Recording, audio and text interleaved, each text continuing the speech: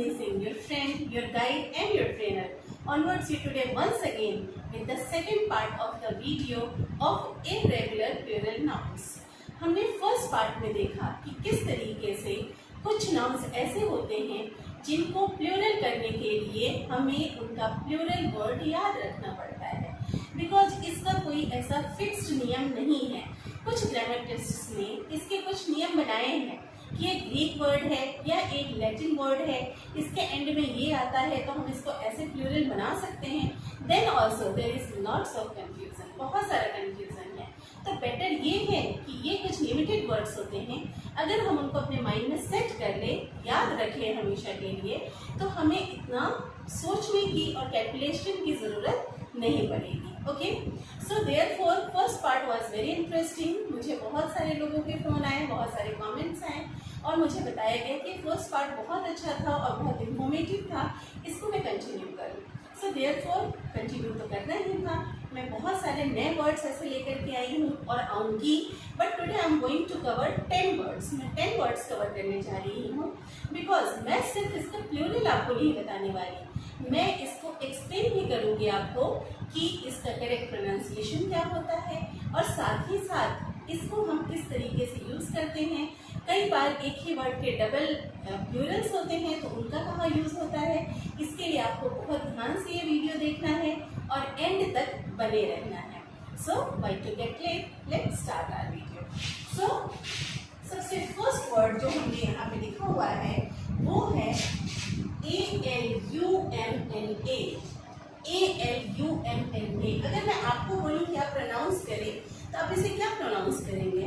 I think आप इसे बोलेंगे एलुमना, लेकिन मैं आपको बताना चाहती हूँ इसका करेक्ट प्रोनाउंसिएशन है अलमना। क्या हम इसे पढ़ेंगे? हम इसे पढ़ेंगे अलमना। ओके, तो अलमना होता क्या है, पहले हम इसका मीनिंग देख लेते हैं। कोई भी एक गर्ल जिसने पास आउट कर लिया है कॉलेज को, अपने कॉलेज की स्टडीज, स्पेशली हम ग्रेजुएशन के बाद मान लेते हैं कि आपका कॉलेज कंप्लीट हो गया, चाहे पीजी कर रहे हैं या कुछ और तो ठीक है, दैट इज अनदर थिंग, लेकिन आपने ग्रेजुएट हो गए हो या आपने कॉलेज से डिग्री ले ली है और कॉलेज को आपने छोड़ दिया है, तो आप उस कॉलेज की क्या हो गए, आप भूतपूर्व छात्रा हो गई।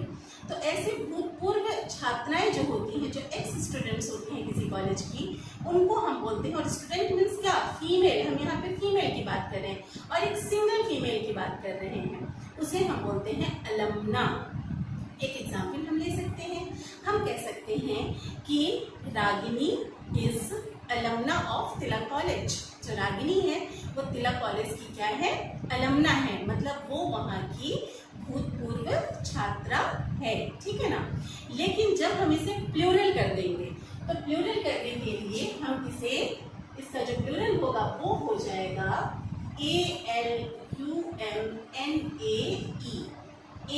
ALUMNAE और इसे हम पढ़ेंगे, इसका प्रोनाउंसिएशन होगा अलमनी। क्या हम इसे पढ़ेंगे? हम इसे पढ़ेंगे अलमनी, मीन्स मोर देन वन। जब एक से ज्यादा, तभी तो प्लूरल होता है, तो जब हम एक से ज्यादा छात्राओं की बात कर रहे हैं, फॉर एग्जाम्पल अब मैं यहाँ बोल सकती हूँ कि Ragini and Ashiya are alumni of Tilak college.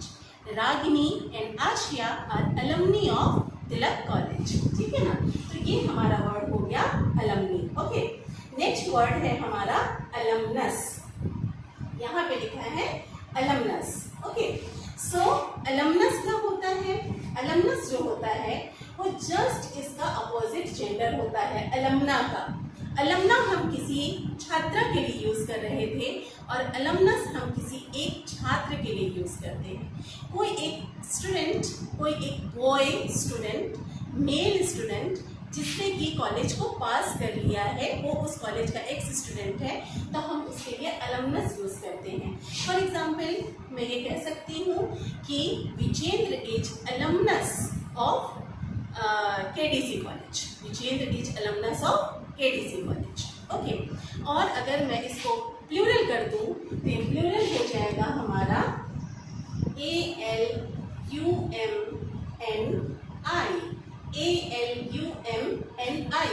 और इसका प्रोनाउंसिएशन होगा अलमनाई।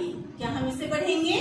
अलमनाई, अलमनी नहीं, alumni. ओके, अब मैं ये बोल सकती हूँ कि Dilip and Vijendra are alumni of KDC. KDC कोई कॉलेज का नाम हो सकता है. So Vijendra and Dilip are alumni of KDC. Got it? Okay. So next आ जाता है हमारे पास वर्ड, वो है एंटीना. एंटीना, इस वर्ड से आप वाकिफ हैं. स्पेलिंग मैं बोल देती हूँ ANTENNA. एंटीना, इससे आप बहुत अच्छी तरीके से एक्वेंटेड हैं. लेकिन आपके दिमाग में कौन सा एंटीना आ रहा होगा अभी फिलहाल? वो जो हम टीवी का एंटीना लगाते हैं छत पे, ठीक है ना, और उससे सिग्नल्स कैच होता है या लगाते थे, उसे हम एंटीना. हाँ, वो भी सही है, बिल्कुल सही है. लेकिन ये वर्ड आया कहाँ से? ये एक बायोलॉजिकल वर्ड है. बहुत सारे इंसेक्ट्स ऐसे होते हैं जिनके हेड पे एक what I can say hair like structure होता है, और उससे वो उनका सेंसरी ऑर्गन होता है. उससे वो कैच करते हैं किस पाथ पे जाना है, किस वे पे जाना है, कौन सा एरिया डेंजरस हो सकता है, एंड सो ऑन. वो उनका सेंसरी ऑर्गन है. क्योंकि वो सिग्नल्स कैच करते हैं, इसीलिए उसे एंटीना कहा जाता है. और उसी एंटीना से, जो एक आप एंटीना यूज करते हो अपने छत के ऊपर to catch the signals in your television, तो वो वर्ड भी बना हुआ है. तो ये हो गया आपका एंटीना, और इसका प्लूरल होता है ANTENNAE. तो इसे हम क्या पढ़ेंगे? इसे हम पढ़ेंगे antennae. Antennae, antenna, antennae. Okay, next word आता है हमारा एक्सिस. AXIS, axis. एक्सिस का मीनिंग क्या होता है? धुरी. धुरी मीन्स कोई एक ऐसा पॉइंट जिसके ऊपर कोई ऑब्जेक्ट रोटेट होती रहती है, अपनी ही जगह पे रहती है, पर अपने ही एक्सिस पे वो घूमती रहती है. ठीक है ना. तो इसका बहुत अच्छा सा एग्जाम्पल है, the earth rotates on its axis. जो अर्थ है वो अपने एक्सिस पे क्या होती है? रोटेट होती रहती है. तो एक्सिस का मतलब धुरी होता है. और जब हम एक धुरी की बात नहीं कर रहे, बहुत सारी धुरियों की बात कर रहे हैं, तो हम इसको प्लूरल में बोलते हैं AXES. AXES, axis. क्या हम पढ़ेंगे? AXES, axis. Okay, next word is appendix. APPENDIX, appendix. Okay, appendix word भी आपने सुना है, आप जानते हैं इस वर्ड को. अपेंडिक्स के टू मीनिंग्स, हम यहाँ पे टू मीनिंग्स की बात करेंगे. फर्स्ट मीनिंग तो होता है हमारे बॉडी का एक छोटा सा ऑर्गन होता है ये, जो हमारे एब्डोमेन में होता है, बट वो यूजलेस होता है ऑलमोस्ट. उसका कोई भी यूज हमारे बॉडी के किसी भी सिस्टम में नहीं है. उसका कोई भी यूज नहीं है. जनरली अगर हमें उससे कोई प्रॉब्लम या पेन होती है तो डॉक्टर्स उसको रिमूव भी कर देते हैं हमारे बॉडी से. तो आप समझ गए ना मैं किस अपेंडिक्स की बात कर रही हूँ. और इसका दूसरा मीनिंग होता है, आपने कई बार बुक, जो आपकी बुक है किसी भी सब्जेक्ट की, लास्ट में आप देखते हो एक चैप्टर होता है अपेंडिक्स, लिखा रहता है उसमें. एक तरीके से वो समराइजेशन होता है उस चैप्टर का. उसमें बहुत सारे छोटे छोटे आर्टिकल्स होते हैं, नोट्स होते हैं, कुछ मिसलेनियस सी चीज़ें रखी हुई होती हैं उस चैप्टर में, उसे हम अपेंडिक्स कहते हैं. तो एक तरीके से बुक का एक वो पार्ट हो गया. तो दूसरा मीनिंग ये भी होता है. और अब हम देख लेते हैं कि इसके प्लूरल क्या होता है. पहला प्लूरल तो हम ले लेते हैं APPENDIXES,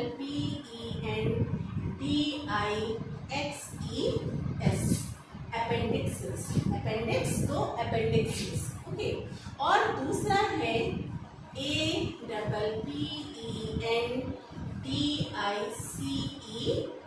इसे हम पढ़ेंगे अपेंडिसीज. अपेंडिसीज, अपेंडिक्सिस एंड अपेंडिसीज. अब थोड़ा सा इसे आप समझेंगे. ओके, अपेंडिक्स का प्लूरल अपेंडिक्सेस है. किस रेफरेंस में हम अपेंडिक्सेस यूज कर सकते हैं और कहाँ पे हम सिर्फ अपेंडिसीज यूज करेंगे. सपोज कीजिए कि जो अभी मैंने बात की थी कि बुक का एक पार्ट, बुक का एक पोर्शन जो अपेंडिक्स होता है, अगर उसके प्लूरल की हम बात कर रहे हैं तो हम ये दोनों वर्ड यूज कर सकते हैं. हम अपेंडिसीज भी बोल सकते हैं और हम अपेंडिक्सेस भी टर्म यूज कर सकते हैं. लेकिन जब हम उस अपेंडिक्स बायोलॉजिकल टर्म की बात कर रहे हैं, अपेंडिक्स जो हमारे बॉडी का एक ऑर्गन होता है, तो उसके लिए हम सिर्फ और सिर्फ अपेंडिक्सिस यूज करेंगे. APPENDICES. बी अपेंडिसेस। ठीक है, ये आपको याद रखना है। फॉर बुक हम इन दोनों को यूज कर सकते हैं, but for the body organ only appendices will be used. Okay, so please remember this fact. Now please come to next word. Next word is BACILLUS, bacillus. अगर आपने बायो पढ़ा है और पढ़ा ही होगा 9-10 तक, तो ये कॉमन सब्जेक्ट होता है जो हमें पढ़ना ही पड़ता है।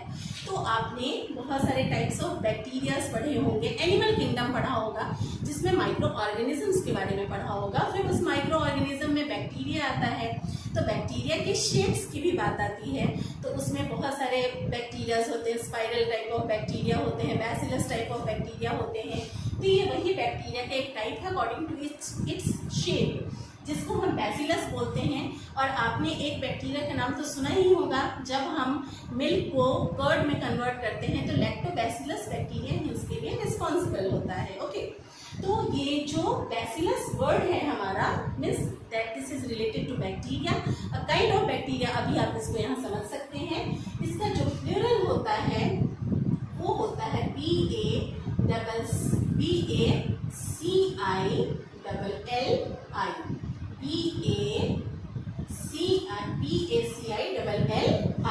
और इसे आप पढ़ोगे बैसिली या बैसिलाई, बैसिली या बैसिलाई, दोनों ही सही है। प्रोनाउंसिएशन बस दो अलग अलग आप कर सकते हैं। नेक्स्ट वर्ड है हमारा BASIS, basis, BASIS, basis. Okay, basis का मीनिंग आपको पता है? बेसिस मीन्स होता है आधार, बेस। ओके, बेसिस हम बोलते हैं ना, on what basis you have taken this decision, किस बेसिस पे, किस आधार पे आपने ये डिसीजन ले लिया। ओके, तो बेसिस का जो प्लूरल होता है वो होता है BASES, basis, BASES, basis. Next word है हमारा CODEX, कोडेक्स, CODEX, कोडेक्स। पहले इसका मीनिंग जानना जरूरी है क्योंकि ये वर्ड आपके लिए, आप इससे फैमिलियर नहीं होगी शायद। Okay, codex. तो कोडेक्स का मीनिंग क्या होता है? अगर जैसे सपोज कीजिए in the previous time, ancient time, जो भी मैन्युस्क्रिप्ट लिखा जाता था, जो मैन्युस्क्रिप्ट्स होते थे, जो हाथ से लिखा जाता था, कोई भी ग्रंथ, कोई भी बात, उसको कैसे लिखा जाता था? किसी पत्ते के ऊपर, ताम्रपत्र के ऊपर लिखा जाता था या किसी मेटल के ऊपर लिखा जाता था, और उसे हम बाइंड करके नहीं रखते थे। उसे हम हिंदी में बोले तो हम पांडुलिपि कहते हैं। उसे हम क्या बोलते हैं? पांडुलिपि। ठीक है ना, आज हमारे पास पेपर है और सब कुछ है तो हम उसे बाइंडिंग करके रखते हैं, लेकिन we are talking about the ancient time. तो जो पांडुलिपि है उसे हम बोलते हैं कोडेक्स। ओके, और इसका जो प्लूरल होता है वो होता है CODICES, CODICES, और इसे हम पढ़ेंगे कोडिसीज। क्या पढ़ेंगे? कोडिसीज।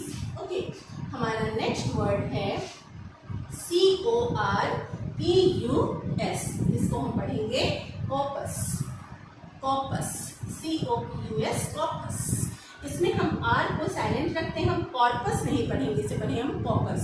ओके, तो कॉपस का मीनिंग क्या होता है? इसके बहुत सारे मीनिंग होते हैं। एक हमारा शरीर, हमारा देह, हमारी काया, कोश मीन्स भंडार भी होता है, और एक मीनिंग और होता है, कोई भी इंफॉर्मेशन का जो एक कलेक्शन होता है, चाहे वो इंफॉर्मेशन रिटन में हो या ओरल इंफॉर्मेशन हो, आपने कैसे भी कलेक्ट करके रखा हुआ है उस इंफॉर्मेशन को, तो उसको भी हम कॉपस बोलते हैं। ठीक है, और उसका जो प्लूरल होता है वो होता है CORPORA,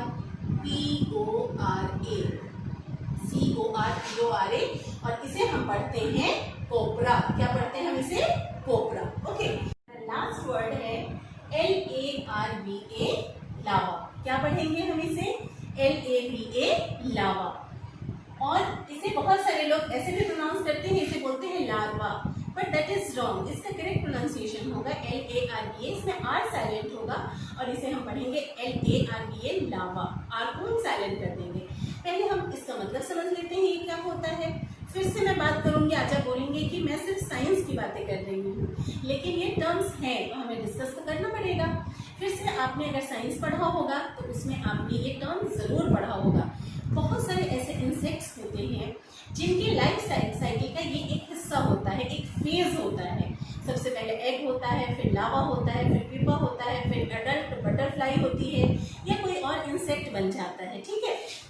एक्चुअली में ये एक फेज होता है उनकी लाइफ साइकिल का।